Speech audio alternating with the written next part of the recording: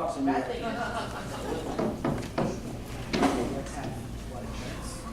You take the high road, and I'll take the low. I'll be in Scotland before you, but me and my true love will never meet again. On the bonny, bonny banks of Loch Lomond, in the event of sunrise, the cabin pressure, the panel above your head will open automatically. Grasp the mast firmly, breathe normally. Not yet. There is that Chinese man with my socket. For that matter, where are everybody who's supposed to... Oh, they're behind me, aren't they? Probably turn around, should I? Hi! Oh, there's the top. When did you get here, Stretch? We're going to turn around. I did. There he is. That crazy son of a gun. What just happened? Oh, you're He's crazy not crazy, son of he's a gun. insane. He is insane. And I love it. We all love it. My nickname Kage is looks the Mad Hatter. Kage looks cute when his head is half off. What the fuck? Wow, Oh, boy. yeah, that goes all the way down there. Okay, raise your hand if you remember Lidsville. Oh my god. Oh god. All right, you guys want to start picking numbers up? I'm going to go always really fast and get more people. Yeah, you do that. All right, I'll be right back. Where'd you go? Let me see if you take the house.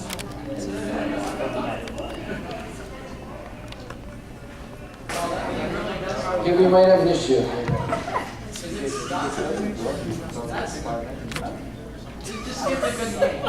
Just pull it, just keep pulling it down. You'll end up in the other dimension. Just give it a good game. There you go. I knew you'd I dropped my box. I dropped my box. I'm going to put it in my pocket. Oh. This reminds me, there was that con in Ohio that I went to, and they were playing match game. Oh, yeah. And they didn't have anybody to run the sound. They didn't have a nice guy like this to run the sound. And for some reason, they let me run the sound. That was a mistake. It was. Oh, I remember that. Yeah. You were there. Yeah. Because every single answer that I gave was the exact same answer. And no one ever matched you. No, they didn't. Basically, I would sit there and what would the answer be? And they'd say, Kage, what is your answer? And I would say,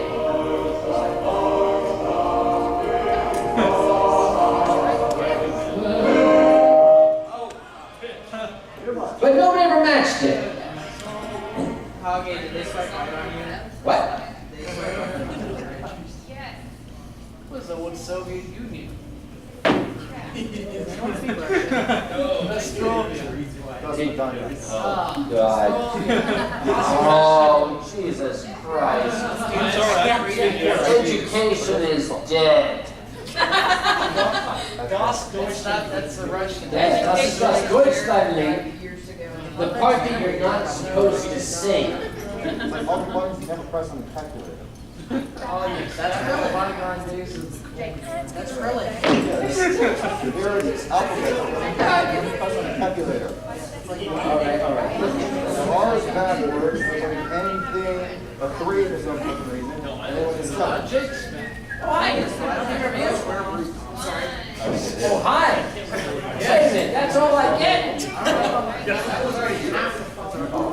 Why don't you just spell the That's it. Yes. Right.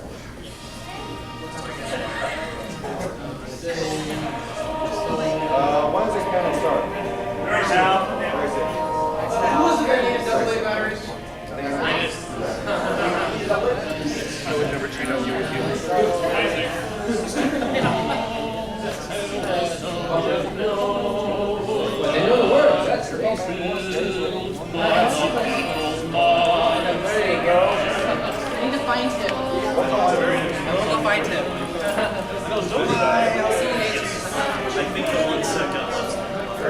Oh, okay, so they left it on.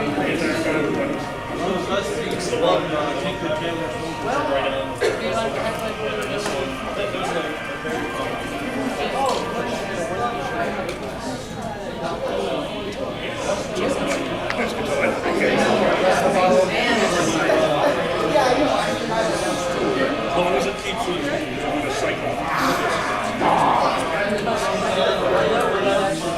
That depends, but I'll remember that you can. Because that one, Well, basically, I know, but I see you coming at me. I'm gonna his bedside.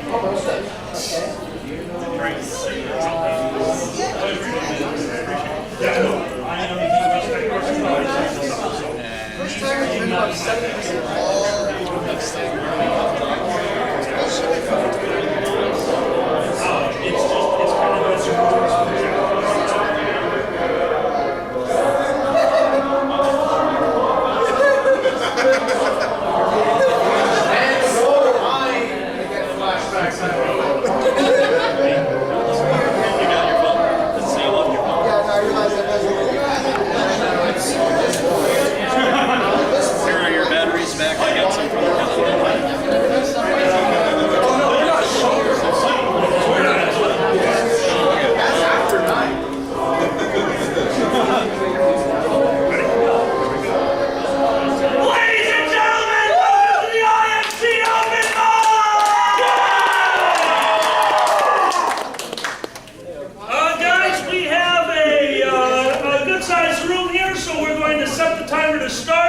5 minutes per set. The way this will work is as you reach your last minute, the 4th minute, one of us will come up and stand at the other side of the stage. You'll see us, but we will try to be unobtrusive. And No, we won't. at 5 minutes, we will stop trying to be unobtrusive. Guys, we understand that some of you have amazing stories out there that take 20 minutes to tell. Unfortunately, this isn't the place to tell them. No. The last few pieces of advice. 1, this is a comedy panel. These are stand-up routines. Please come up here and try to do comedy. If you have a song you would like to sing, an instrument you would like to play, we do have a talent show. Guys, this one is for comedy. 2, you guys do have stories to tell, and some of them are so unbelievable. The punchline at the end of the 5-minute story is killer. But you have 4 minutes and 59 seconds to fill. That's called a shaggy dog story. Don't do it. Guys, remember, you need those jokes as you go in your story. If you tell a great story with a killer punchline, it's not very funny if it wasn't funny for 4 minutes and 59 seconds. 3, we do not have anyone in this room who is of the caliber of Andrew Dice Clay or the like. Please do not come up here and try to do pure shock humor.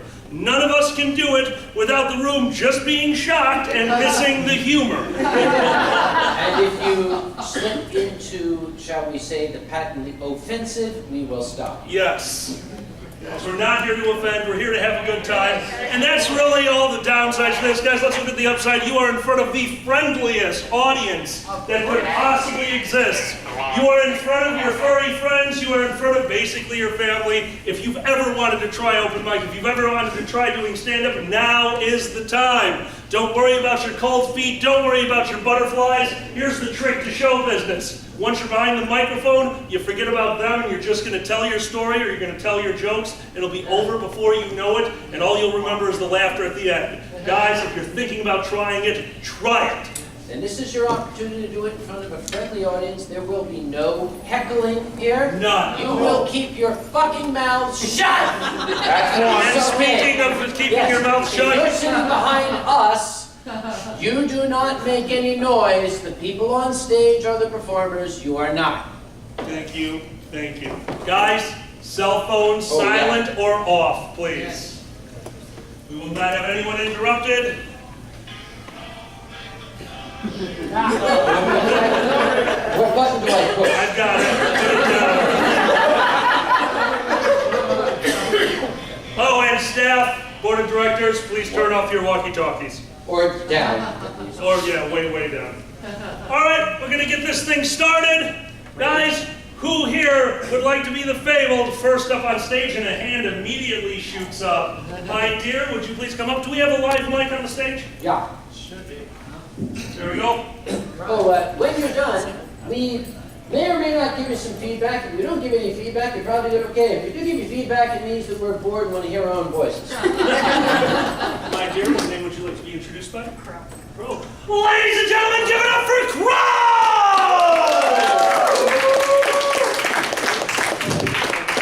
Have to be smarter than Mike. Anyway, so I've been watching this for the past 3 years and been thinking about it and never had the courage to finally do it. Then of course, you know, last year after Day Gone started to ruin everything, rule everything, I had to try my own hand at it. So, I'm not inherently funny, it's just that I see myself as God's cosmic joke. Because the shit that happens to me is ridiculous to the point where I stand there and go, when is the lightning coming? Or are you just getting your kicks now? I work at the 911 dispatch center here in Marion County. So we take 911 calls, we dispatch officers out and all that. Do you ever want to know why cops don't want to deal with you guys busting their chops? Because people like me, who are their radio operators, are screwing with them all day. And then every once in a while we get it to come bite us in the ass. Such as one time when one of my coworkers was trying to do an all-channels broadcast.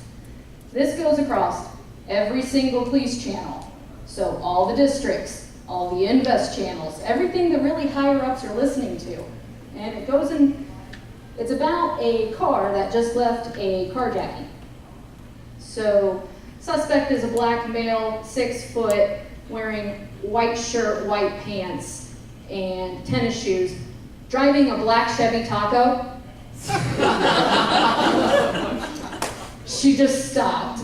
She had clicked off the radio, and of course we hear a sergeant key up, control? Is that a new car I was not aware of? She just continued on. And then all the messages she got asked about if she had eaten dinner yet. One of the really funny ones is, the way we work is we have dispatch on one side, which takes the calls and then dispatches the runs out. Then on the other side of the glass, and it's just a freaking glass, so you know whenever you hear, ma'am, what did he look like? On your opposite side of the room, you're just like, I don't care anymore. It's like, if it gets you to shut up on the radio, I don't care. So one dispatcher is going out of a rolling disturbance. 2 cars are going. It's a red vehicle and a black Hyundai Velociraptor.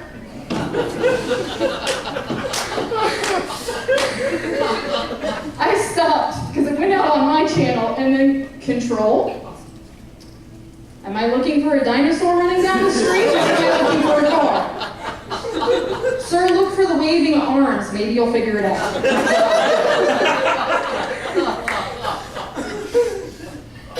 And you know, my mom's been a cop since before I was even thought of. So becoming part of this dispatching thing has just been second nature for me. But there are some times when an officer keys up and he starts telling a story. On our radio, you want air brevity. It's control 10-8, no report, moving on to my next run.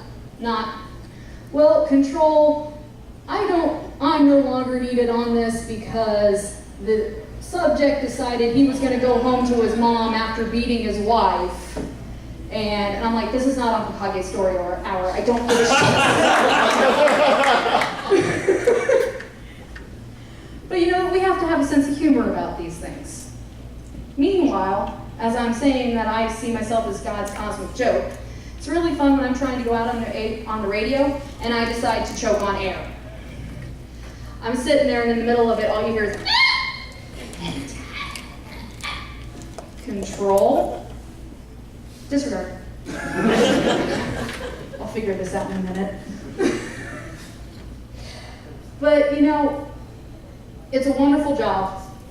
I feel like I'm doing something helpful each and every day. Even when I'm taking someone's call and they're calling me a fat bitch when they're eating while they're talking to me. You don't know how to do your job. Really? I don't know how to do my job? How about you take the cheeseburger out of your mouth? And, well, I go home every day feeling that I have done something wonderful in this world and dealt with some of the worst people in the world, but I've got some really awesome stories that go with it. Ladies and gentlemen, Crow! Are you very sure it was a cheeseburger that was causing me? Haggard! I'm just saying, how did you know? Oh no, there's been Oh. times where we've picked up a incomplete 911 call and people were having sex. They accidentally hit the phone while they were having fun. You taking those calls? Crow will be running a panel next year called Recorded Fun. Crow, I don't know if you did it inadvertently or if you knew it, but all of your radio jokes, especially about stories coming in over the radio, you hit the subject matter of every single board of director and staff member. I don't know if you meant to do that, but that was knowing your audience, and that was outstanding. We've also had officers in the radio. Yes, absolutely. Those were some of the Yes. claps. Guys, one more time, let's hear it for Crow. You see how it's done? There was one thing I did forget because somebody always goes up there and then stumbles around for 3 minutes because they only had 2 minutes of material. Don't worry if you don't have the whole 5 minutes. When you're done, just say you're done. Don't worry about that. If you want to go up there and tell a knock-knock joke, feel free. All right, we had the first. Who would like to go next? Oh, boy. Oh, boy. Now, I don't need to tell this gentleman, but for everybody else's benefit, that microphone needs to be relatively close to your mouth. So do not hold it down here. We're not going to be able to hear you. Ladies and gentlemen, one of the directors of For Reality, Beardo. Beardo the Magnificent, Holger Wall!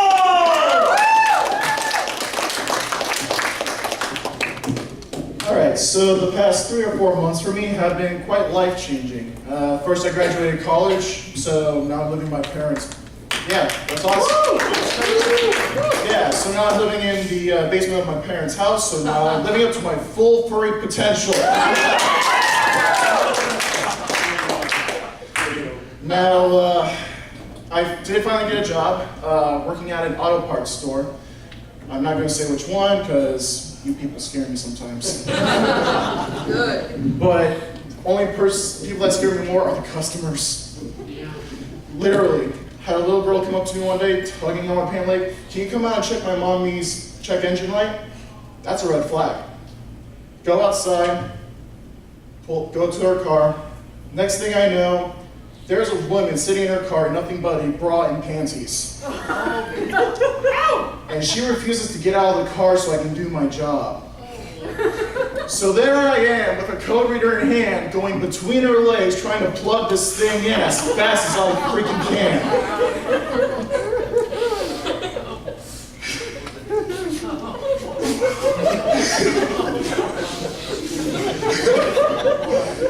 Needless to say, that was the longest 2 minutes of my life.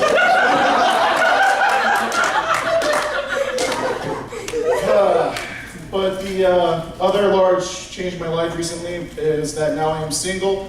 Just got out of a 5-year relationship. But, you know, it was for the best, you know. I wasn't really happy anymore. He wasn't happy anymore. His fiance didn't like me that much. Yeah, I think the hardest part about the breakup, and I think this really applies to furry, is who gets the toys? No, seriously. In one hand, you have a $200 horse cock. In the other,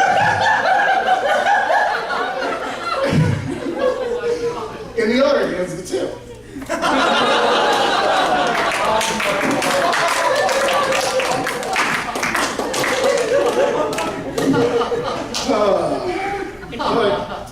How much time do I got left? Keep going. All right. 2 minutes, 30 seconds. Cool. So I'm trying to move past it, look on the bright side, so I just try to remember the good old times, like my very first ever IFC. Oh yeah, 2011, first con ever. He wanted to make it special, so we checked into the hotel room early to do some things. While I'm going at it, well, while we're going at it, yeah, I started hearing this weird kind of mechanical sound, kind of whirring a little bit. No idea what it is. I'm looking around the room, and that's when I realized, even though I'm on the 14th floor, we forgot to close the curtains. And there goes by a window washer, slowly.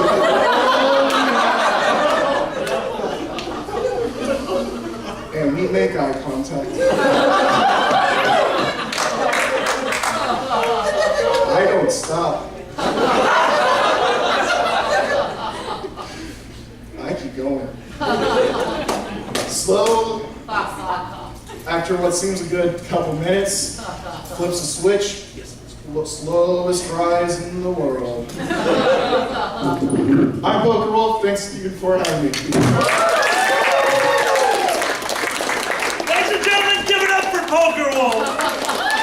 Small check for an 89 Ferrari Testarossa. Singular line, and we make eye contact, made that entire Unreal. thing. Your delivery, your timing, was everything, Citrine? Anything to add to that?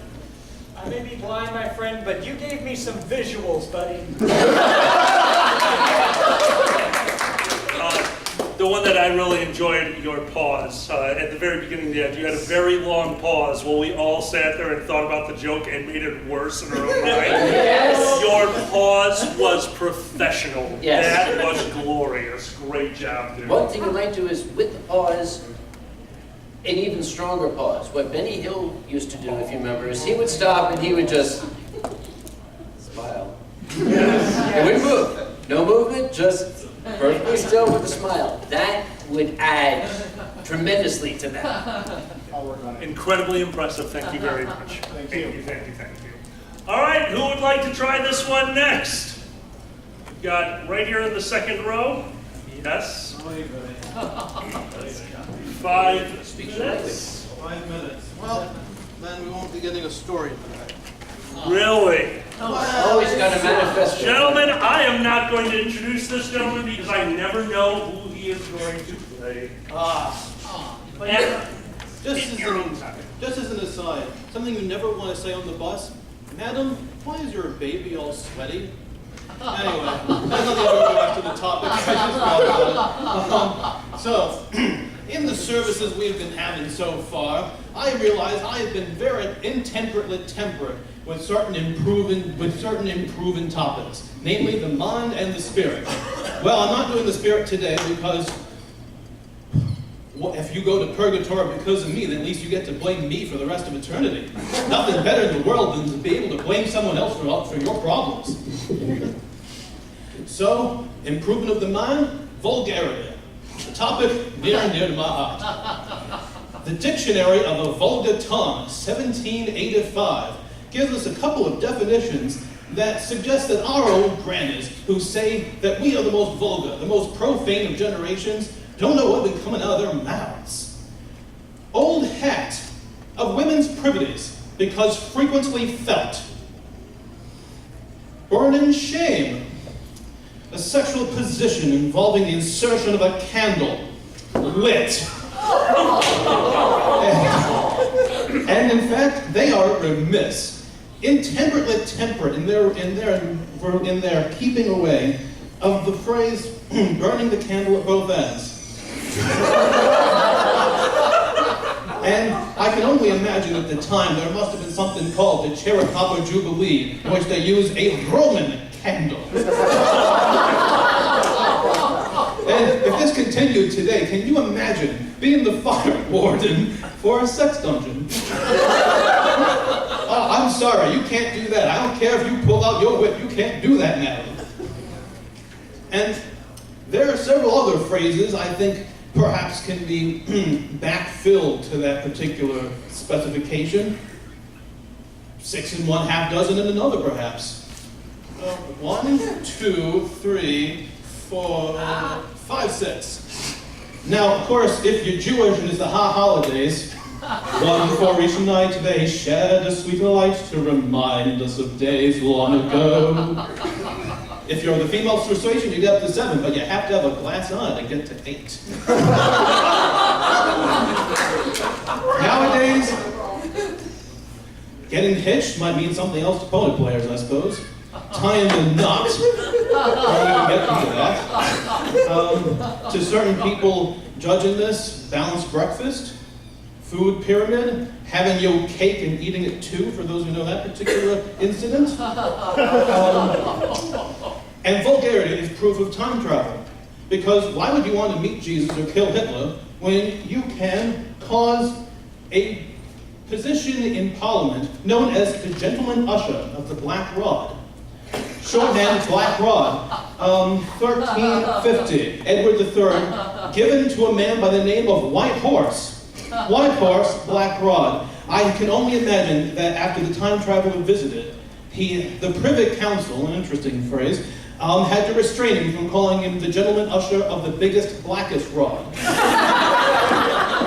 And there are several, actually there's a rainbow of rods in Parliament, but the only other one of any great interest right now is that the green rod is a rear admiral.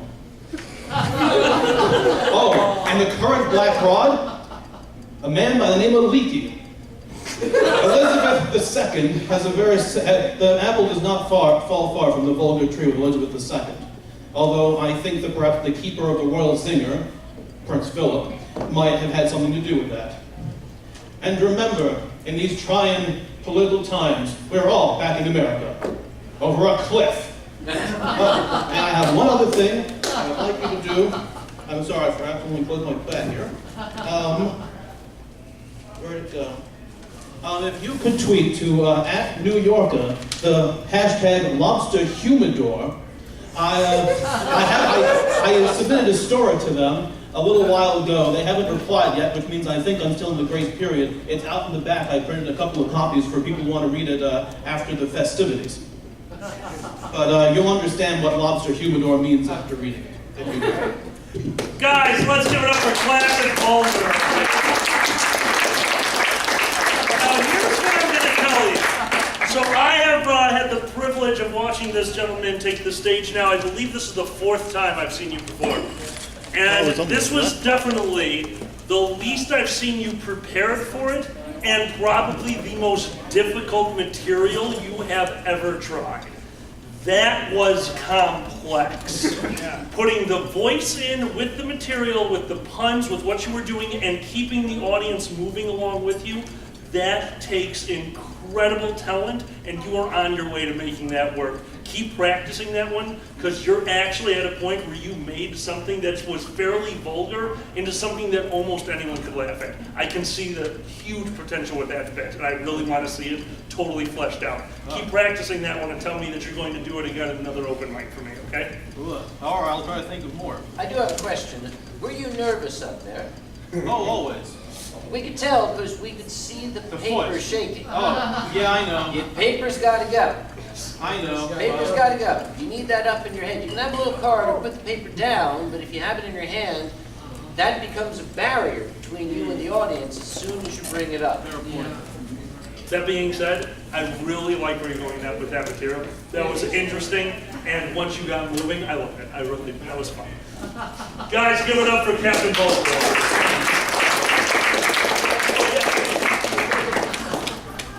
I'll be honest, I didn't have any idea where in that hell. Oh, this nice and cold. Okay, I have to eat it. Okay. I just bought those. Can't you see that? Sorry. He's drunk again. It's okay. Oh, I need these easels. I had no idea where I thought it was you were going with that when you walked up there. Because I can't see you, I don't see, you know, what you're doing, and you just start on something that is, you know, completely, I was dumbfounded though, I had no idea what you were going for, and honestly, I will say you're really good because you can make somebody laugh you had a laugh, what, probably every 10 to 15 seconds you had us laughing, and that is very difficult to do, especially with what you're doing. Like Alkali said, I definitely would love to see that completely done out. I would love to see that. We can't wait to see you up here again. Who else would like to give this a try? I'm looking at the back of the room. I'm looking at you guys. All right, you're all going to try it sooner or later. Come on up. What was your name? Bernard? Bernard? Yeah. Ladies and gentlemen, I want to hear a huge round of applause for Bernard!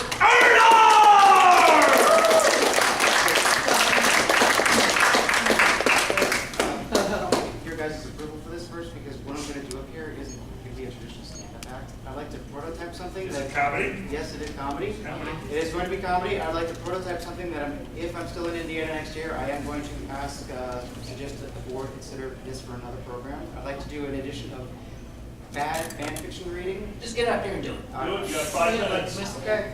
Like Mr. Sam Sleuth. Here you go. And Use that microphone. You need to hear it in the back row. be good. Enunciate. You also do not have to use the stand. You can hold it if you want. I'll use the stand, thanks.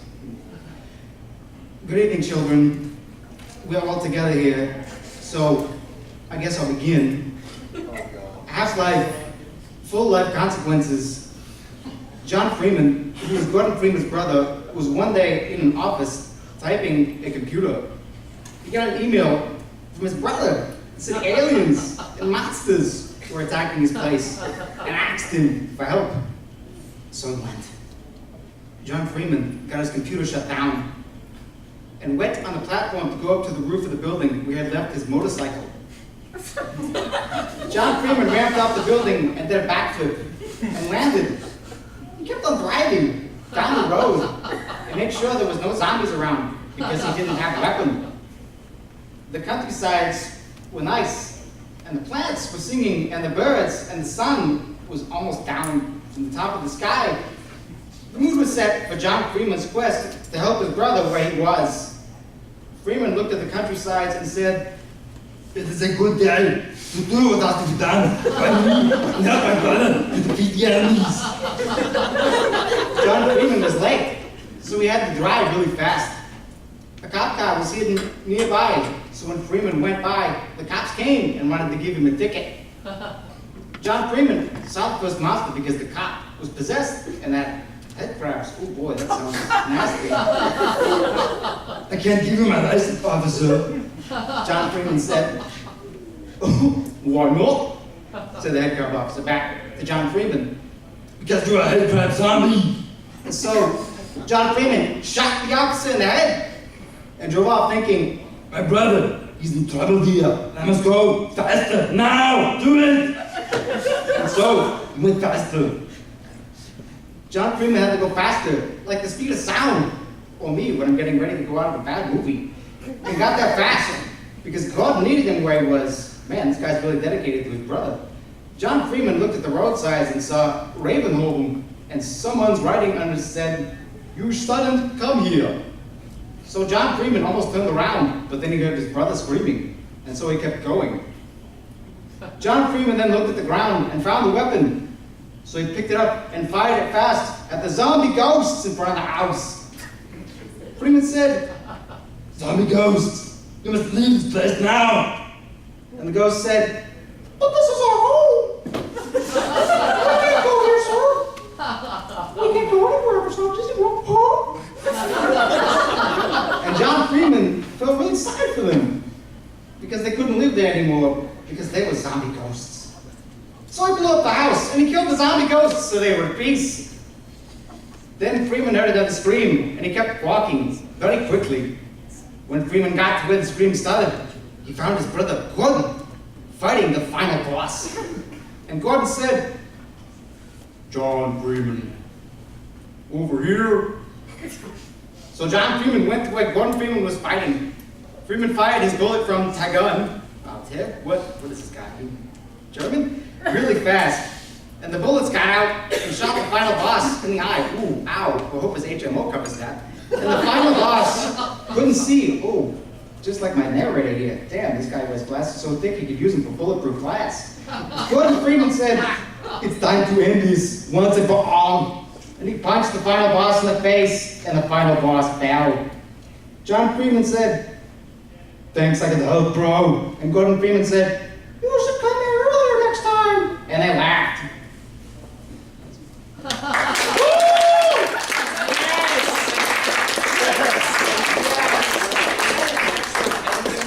Yeah, I did skip a little. Good. Yes, No, thank you for yeah. I should have picked one more dialogue. I tried to find one that had a little bit. No, and you know, and that's exactly what I was saying. Honestly, for me, a lot when I was waiting for new characters just to hear more voices. That was fun. That was really fun. I was really worried when you told us what you were doing. You did it. I think that was really fun. Thank you, guys. What do you guys think? Okay, the voices are what did it for me. Yes. Yeah, that was cool. But Gordon Freeman, his voice changed 3 times. Yeah. That's the only problem. He was trying to put more voices in for us. Yes. He was being I'm calm. not talking anymore, am I? I don't think I'm talking anymore. Yeah, it might have died. I stopped talking. I think the badness of the band for kind of threw. Give me your box. Oh, wow. Put your box in my hand. The batteries. It looked like it's off. Yeah. Put the box in his hand. Damn, you gotta pay extra for that. I'll go like, wow. Citrine, just grab the wired one that's sitting on the table right in front of you. Ooh, this one's bigger. I like this. Citrine, what did you think? I would say you definitely caught my attention throughout the entire thing just because of the voices. As soon as I heard a different voice, that I will say, and I do agree with them, that was really, it's really clever actually. I'm not gonna lie to you, if they did that for programming, I will tell you, if you did that as a panel or something like that in the comedy area, I would show up to it. Okay. Sign me up. Yeah, thanks guys. I think they're moving forward. Guys, let's give them a round of applause.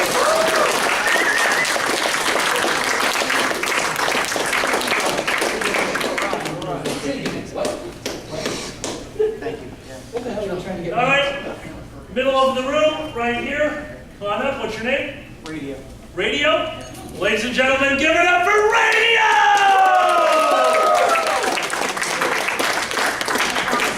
5 minutes. You don't need the whole 5 minutes. You don't want it. Take your Hey, time. I'm Radio. I'm a podcaster. I'm a huge nerd, which means I have no life. But any other huge nerds out there? Yeah. So, oh man, IFC. These cons are really starting to blend together. Just upstairs, I was talking to my friend. I pull up my FWA bandana. He's like, "Oh, you went to FWA? Yeah, man. Oh, come here, bring it in." And then it was like, "Oh, I can't believe I didn't see you. Wait, we slept in the same bed. We room shared." And we're like, "Oh, we're idiots." And then there was this other time. I just had some funny stories. I'm sorry, guys. There's this other time where at MFM, I'm a fursuiter. My muzzle comes out to about here, and I ask my friend, "Hey, can you adjust my bandana?" And we're in the elevator, and he's reaching up. He's doing that. My muzzle's coming into his face right there, and then the door opens, and it's looking like this. And they say, "We'll take the next one." That's really all I got. Thank you.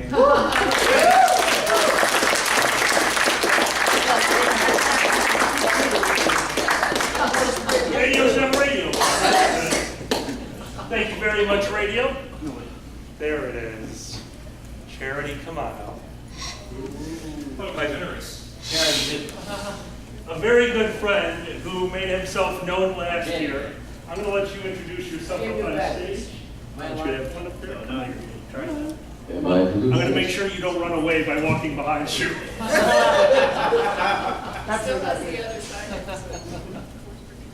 Guys, let's give it up for one of the most generous people at the convention.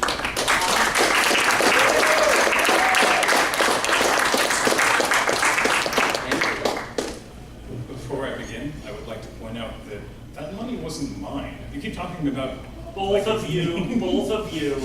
All right. Well, none of you know it, but I am a changed man. I've actually been going through a lot of things in my life, a lot of changes in happening. And before my lovely husband becomes the lovely prime suspect, I will point out top of the list is red. It's not a funny story, though. So just smooth right on over that. Sorry. Actually, I met my best friend a few years ago. I'd like to tell you the story about my best friend. I didn't have a plan when I moved out to Indiana. I wanted to be an engineer, and I had no idea how to make that happen. I learned eventually that Ivy Tech is basically a scam if you're in engineering. But I didn't know that originally. I sit down on my first day of the first class, it's public speaking class. All right, here I am, public speaking. I'm about to die from a heart attack. So a fat lot of good that class did me, right? First assignment though, sit down. All right, person to my right, lovely, wonderful woman with a really interesting haircut. I like her already. Turn to the person next to you, learn as much as you can about them. Come back next time and you'll have a speech to introduce them. All right, we start talking. I like music, I like news, I like rock and roll. I've got a bass, don't practice much, we have all of this in common. I like cars, you like cars? That's great, I'm trying to get into engineering. Oh, I'm doing auto tech. All right, we're good, this is awesome. End of the class, we split up. Let's trade emails so we can keep in contact and cover anything we forgot. She hands me her email address. Tangent Wolf. Ah. I didn't know how to approach this. Before the next class, I come up and I'm like, this could be terribly awkward. I'm sorry. Have you ever heard of the furry fandom? And she just lights up and says, yeah, I've made a lot of stuff. I don't know anybody though. So I did have the experience of taking her to her first con a few years ago, which was wonderful.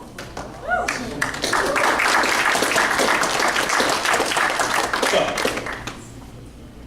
I got to know them. I'm in engineering, I'm not a scientist, I have a very scientific mind. I start to watch things. This woman's a few years older than me, has more experience, a great husband, and 2 wonderful young boys.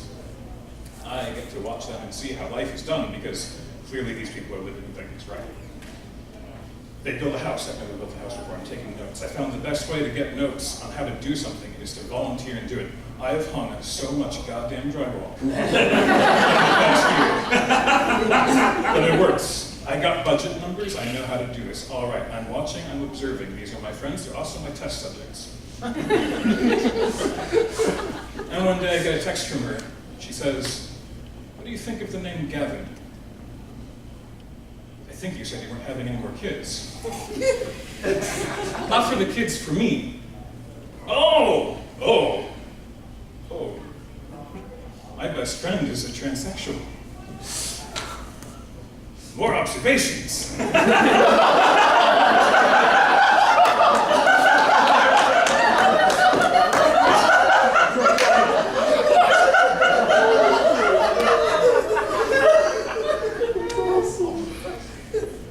It's a wonderful time in my life. I get to learn everything. I get to learn about binders. I get to drive him to go see the surgeons and start making plans. And he's been absolutely wonderful about it, really open, great friends, really. Then he starts testosterone therapy.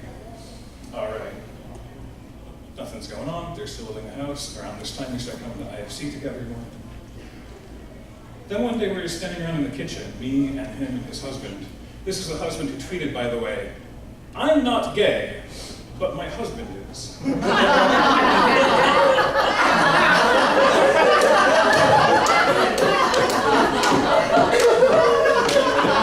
Holy shit. So this is the level we're at. And we're all standing around in the kitchen. I said, so how are things going for you? You got some facial hair coming in. I can hear your voice changing, your body's changing a little bit. And he says, honestly, I'm just horny all the time.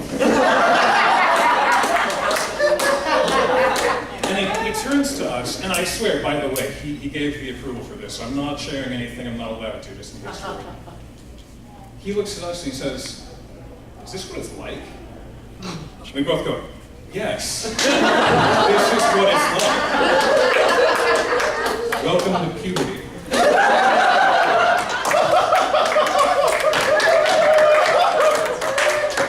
That's the story of how I met my best friend twice. And I'll think I'll take my exit now. Your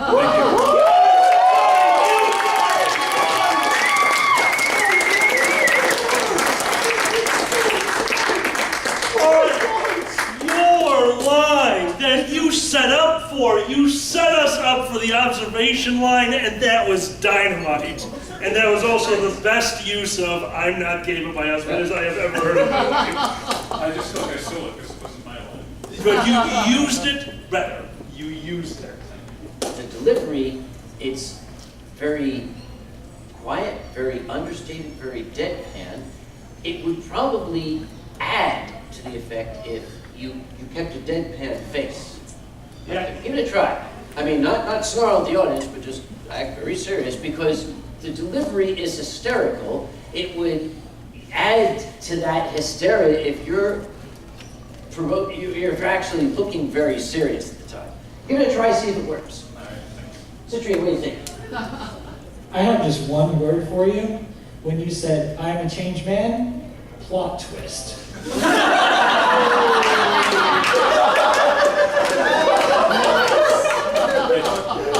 Guys, let's give it up again. He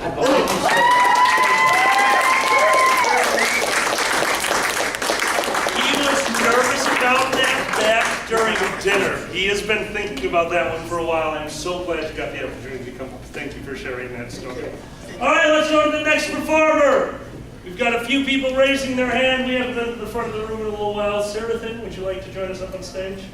Ladies and gentlemen, Sarathan!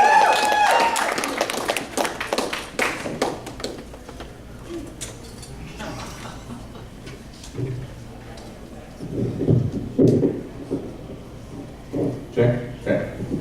First of all, to the guy who read in the Christopher Walken voice, where did you find my fan fiction? So, I was in Seattle, and I was staying with a friend for a week, and we were just kind of hanging out and relaxing. And at one point during the week, he asked if I wanted to go to a gathering with him and his friends.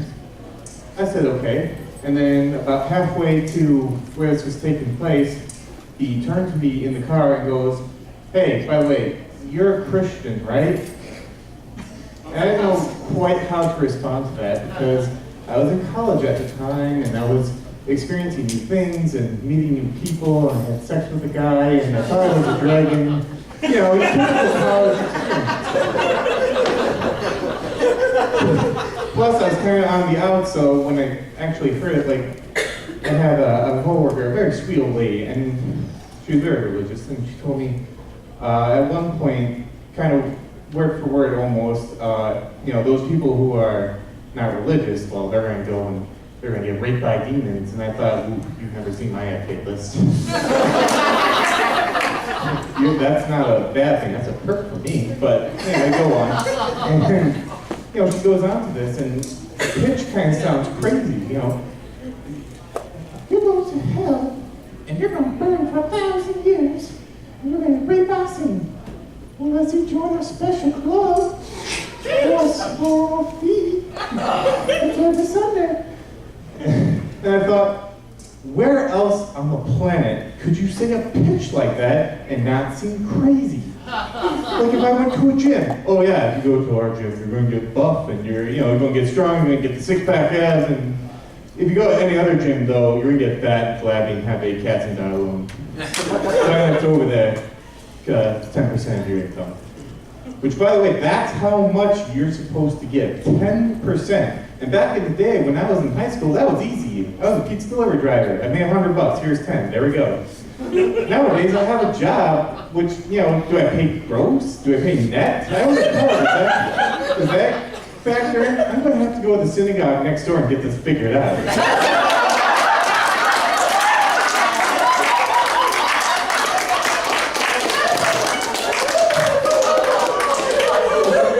That's why the Jewish people are the chosen ones, because God hates the tax system too. So anyway, my friend turned to me and asked, "Are you Christian?" And I said, yeah, I guess. And goes, "All right, well, just don't tell anyone." Which is never a good thing. It's not like, don't tell anyone, because you're going to just keep getting cake and high fives and $5 bills. It's going to be inconvenient. I found out a little later when we got there, the reason he said don't tell anyone is because their group were Odin worshippers. If you don't know who Odin is, it's Anthony Hopkins and Thor. And I found out exactly what he meant when we walked in, and I was treated to a 20-minute speech on how Christians ruined the religion, followed by, in the next breath, hey, I just got my gun back, and it was all sighted up and ready to go. And then, plop, right on the table, a 9mm pistol. I'm like, I'm going to die here. And then I just stub my tongue and go, Jesus, and I go, Jesus, get him! But the day actually went really well. And then it's about 3 a.m. I've had 2 cow horns of mead, which I never thought I would ever say in my entire life. And, you know, we're kind of settling down and we're talking. And like, you know, this was great. I had a really good time. You know, your religion's pretty cool. He goes, oh, you don't worship Odin? It's like, oh, no. And then my brain went off and said, choose your next words really careful. But I already had one answer out, not Christian. And I didn't quite know what to say because I was drunk. But the word that came out of my mouth is so me, and it was so stupid. I went, I worship Bahamut.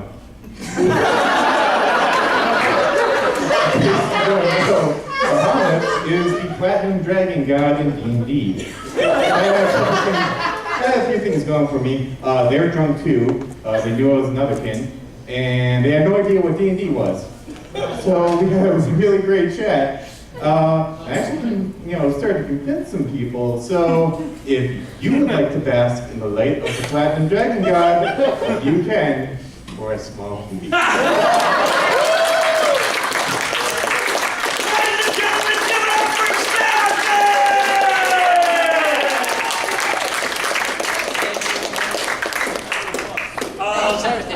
You lost a toe claw during the improv. They got it.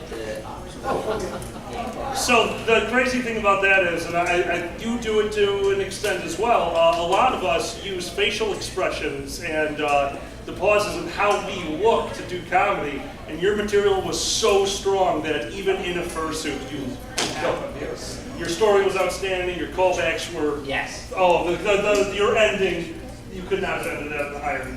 Callback is when you return to an earlier joke, that bit at the end, for a small fee. That was well done. That was perfect. I just had nice words. I don't know what to say. I don't have any critique, I really don't. Damn. Except he lost a toe claw during the thing, so that's points off, right? Yeah, we gotta keep all your toe claws. Yeah. Guys, let's give one more round of applause.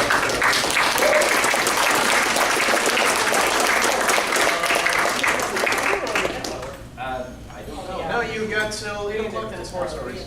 You had an 8? Yeah, okay, so we got time for one more, maybe 2 if we go really fast through them. I've seen you have your hands up a few times, my dear. How can I introduce you? All right, we have a plan for this. Ladies and gentlemen, give it up for me.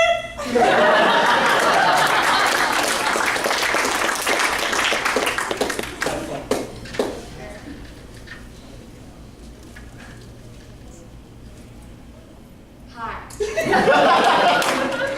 Hi, Ned. Hi. Hi. Yeah. I wake up every morning thinking this is going to be a great day. Wake up, get out of bed, fall down, and then I'm like, why? Next day, lays in bed, everyone's up, everyone's having a great day, lay in bed. Hey, get up! I'm like, but I'm having a great day. So, I am of a common species called a basement dweller. I'm in the basement all the time with, of course, yes? So we sit in the basement all day, making these yarn tales that take couples of maybe days, sitting down there watching anime, maybe doing sit-ups. And then when we're doing that, we're just brushing yarn, and we're just like, must get it done. So we're doing this for hours and hours straight. We get up, We go upstairs, we fall over again, and after doing that, we maybe get something to eat, go back down, get back to work, watch anime, do sit-ups. And we're doing this for hours and hours and hours straight. And of course, what happens is during every Monday, we go to see our small group of friends. People say that I'm the smart one, but what I do is I bang my head up against the wall to see if any ideas come up. So there I am at their chicken coop, just hitting my head over and over, and they're trying to think, what should we do next? I have an idea, how about we hit our heads? And of course, between the small group, everyone's just, yay. And it turns into, hey, how about we go do this? You're the smart one. So we're just sitting there, all trying to figure out something to do, and I'm still banging my head up against the wall. I'm like, what shall we do? We start thinking of ideas. How about we play hide and go seek or hunt each other? I'm like, sure. I start hiding. People say that I'm the faster one, and I'm like, we've already gone over this. I'm not the smart one. We've already gone over this again. I'm not very fast. When I start running, I'll fall. Of course, making these tails for hours and hours and hours, I get a bunch of birds, and they start falling apart. I've had 2 tails that have already fallen apart, and they were the long tails, and I'm still trying to fix one of them. So I'm just sitting in the basement, brushing out fluffs, watching anime, doing sit-ups. We're just sitting there. We're like, what should we do next? Start banging my head up against the floor. So this happens over and over and over and over again. Until finally, we get this, and then something happens. It falls apart. As soon as we lift it up, it's just on the ground. That's always what happens. And it's like all these hours that we just spent on this thing, and we stand up, we shake it, all falls on the ground, start hitting my head up against the wall, trying to think what we should do next. Can't figure this out. So, of course, being the common basement dweller, I live in a basement that is very cold, and that's what we do. Hitting our heads against the walls, trying to make tails.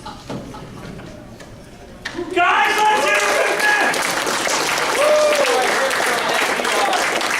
Oh, that was great. Oh my God, that was a trip into the mind! A mind that has been banged against a wall! You found something that worked, and you hit it against the wall. And that is what we do in improv as much as we can, because every once in a while, you just have to find that one thing that works and beat it to death. And that was really cool to watch you do that. I enjoyed it. That was really fun. I concur. That was eminently enjoyable. I love it. Thank you. All right. Here's how we're going to do this, guys. We have 4 minutes to the end of the panel, so I'm going to let somebody come up for 3 minutes, but I only want you to raise your hand if you have never done open mic before. Never done it before. I'm pretty sure you've done it, Cthulhu. That's Dagon. The only time he was up was for Who's Line Last. So he has not done open mic. He has not done open mic. 3 minutes. Yeah, make it quick. Okay. Which one name am I calling you by? Dagon. Ladies and gentlemen, give it up for Dagon!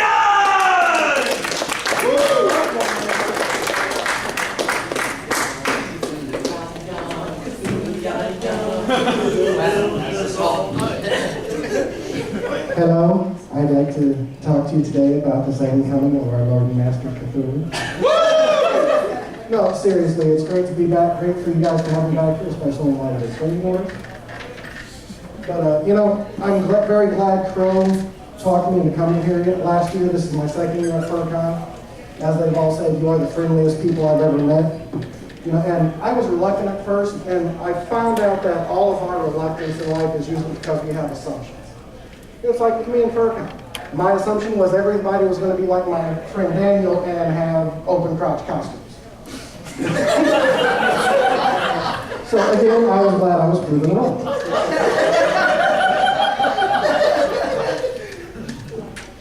Assumptions are really what gets us in trouble. It's like a few years ago, I took my mom to the grocery store. Now, my mom is a very dark-complected black woman. I mean, she tried going to night school and got counted absent.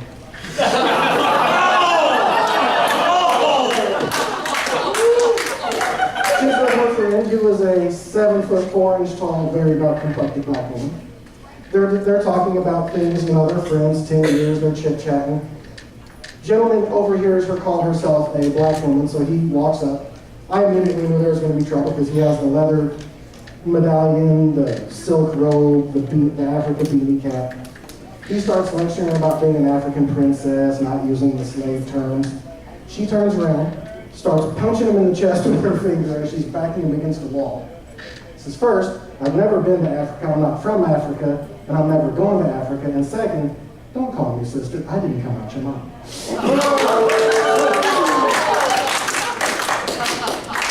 And then, I work at 911 with Crow. Another time an assumption got me in trouble on the radio is when, about 10 years ago, I get a call.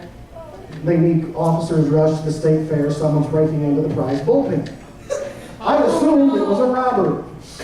So when the officer keys up control, we have the suspect. Can you start sex crimes?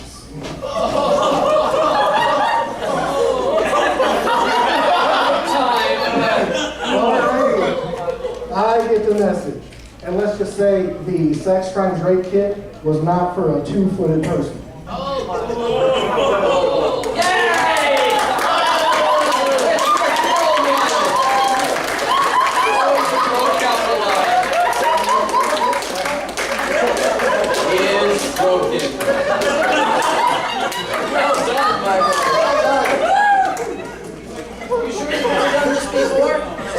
Where's Dagon? Guys, give it up for Dagon.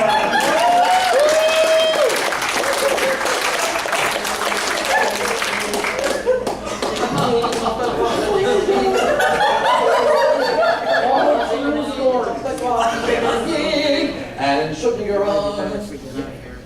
Oh, look what time it is. Good heavens, it's 8. Guys, this has been Open Mic. If we can leave you with any one thing, go to Fur go to Open Mic. This is your chance to get on the stage. Thank you very much for being here. Thank you for performing. Enjoy the rest of the time. Good night.